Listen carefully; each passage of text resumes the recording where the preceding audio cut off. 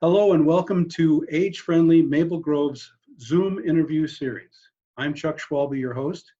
Age-Friendly Maple Grove is a community-driven initiative to make Maple Grove a better place to grow older. During the coronavirus, things have changed for everybody, but Age-Friendly Maple Grove has been working to stay connected to the community and to find new ways to support older residents. Today, we're excited to bring you our first edition of Age-Friendly Maple Grove Zoom interviews. Throughout this series, we plan to bring you conversations with community members and others who will strive to give us helpful information and uplifting insights during this very strange and unsettling time. Today, Age-Friendly Maple Grove is speaking with Patty Anderson. Welcome, Patty. Thanks, Chuck. I'm glad to be here on Zoom with you. Yeah, it's a Zoom interview, as they say. Now, Age-Friendly Maple Grove has known Patty for a while, obviously. She spent 30 years as a veteran of the City Parks and Recs Department. After retiring, if you need to jump in here, you completed your yoga teacher training and is now running your own business focused on bringing movement and mindfulness to older adults. And then, of course, the big positive here is she's the kind of person that can bring some calm to the storm. So a nice thing to have in your bag of tricks to use, right? With a lot of professional and personal experience to back it all up. So we hope you enjoy this conversation on Zoom. Welcome again, Patty.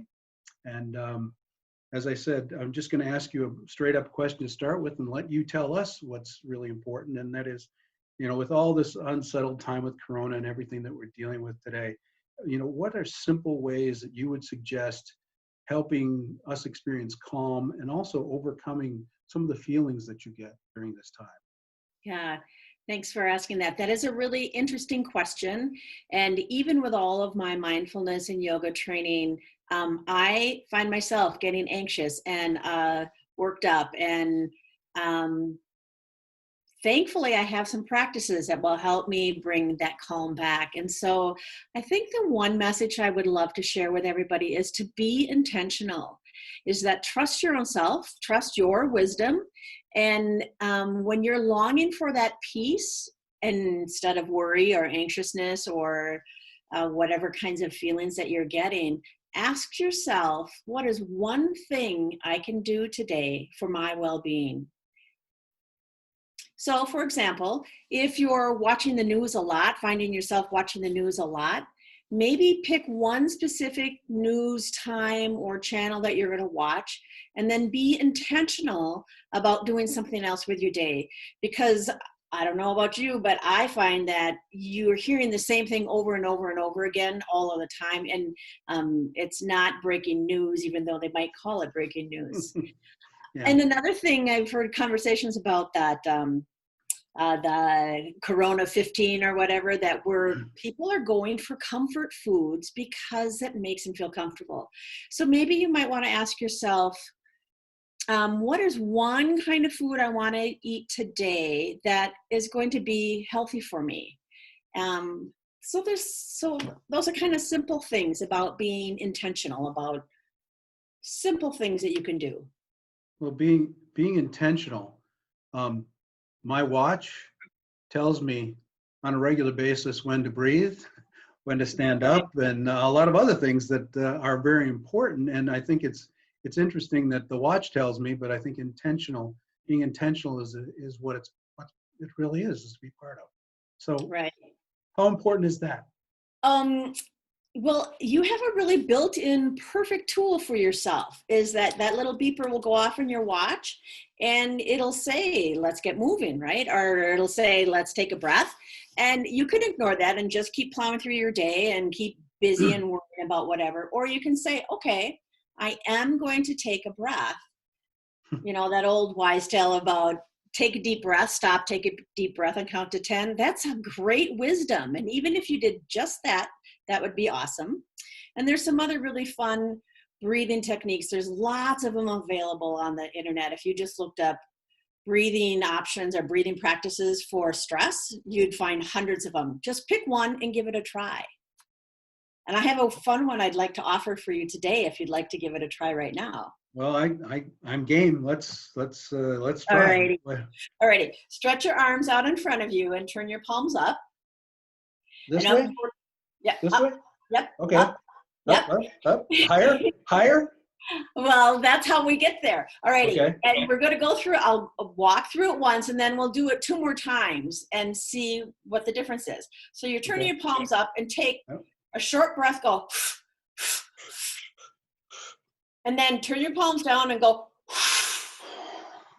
Yeah, let's do that. Let's do that 2 more times. I already feel it. Yeah. Oh, 4 times. I'm way behind. Sorry. Yeah. Just like my watch, I'm way behind. Yeah. Yeah. So something as simple, and that's intentional. That's about being intentional. And then your body just regulates itself and brings a calmness to it. That was really good, actually. You know, and thank you. The other thing that bringing about the watching and, you know, stand, you know, you need to stand up now. You've been sitting too long. And unfortunately, I do sit too long, so I know that feeling. So how important is that daily movement? I know you were talking about that exercise there, but just in general movement during the day. The standard practice, you'll hear it from lots of different resources on health, is to move your body a moderately 150 minutes a week. And that, you know, like, we can't even go to the gyms now to get exercise, but it's to reframe your brain about what is movement and what are things that you enjoy doing. So if you like washing your car, that's an activity. Gardening is activity. Being in nature is really helpful. And so those are fun things. My fun thing that I love to share with everybody is to just turn on your favorite music and dance. Dance as if nobody is watching you. So Chuck, if you were going to turn on your favorite music to dance, what would you dance to? Well, to be honest with you, I tried to do it earlier to see if I could actually broadcast it over Zoom, and it didn't work. But I'm a big fan of Earth, Wind, and Fire, and so you know, Let's Groove kind of fits right in because it has the beat of movement and grooving and keeping your body moving, and so it's a lot of fun. Yeah, yeah. So you had fun when you give it a try, right? Yes, absolutely. Yeah, Alicia Keys's "That Girl Is on Fire" is my favorite, like, turn on, and that just, for one, a song is usually 3 to 4 or 5 minutes. Like, it just shifts your energy, and then you can go on to your day. So we are living in an unsettled times, and the more we can be intentional about taking good care of ourselves, then we can be more resilient and just respond to whatever comes up in our life. It's kind of that old adage of put on your oxygen mask first, take good care of yourself. Yeah, that's wisdom. Take care of yourself. And also, I think that we go back to those simple things. You know, it's not going to the health club and, you know, working out like a fiend. It's more, as we age, it's the simpler things that I think make a bigger difference in our lives. And you've given us some really great examples. And I'd like to even, you know, suggest that our viewers out there would, if you've got a favorite song or you got something you like to groove around the kitchen too, or wherever you are, and you know, post it for others and post it for us. So it's great. It's great to have that feeling and that joy inside, which is really a positive for people. So. Is there anything else, Patty, that you want to share with people as we close out this? Try to keep them short so people actually watch them. So I appreciate that. Yeah, and it is about, it really is about self-care, and you know your body the best and you know yourself the best. And so what makes you feel good? Then you'll be resilient to be able to keep handling whatever comes up in the future. Great words. Thank you again, Patty, for being our first guest, and we really appreciate it. Thank you all for watching. And don't forget to find Age-Friendly Maple Grove on Facebook and also on our website at www.agefriendlymaplegrove.org.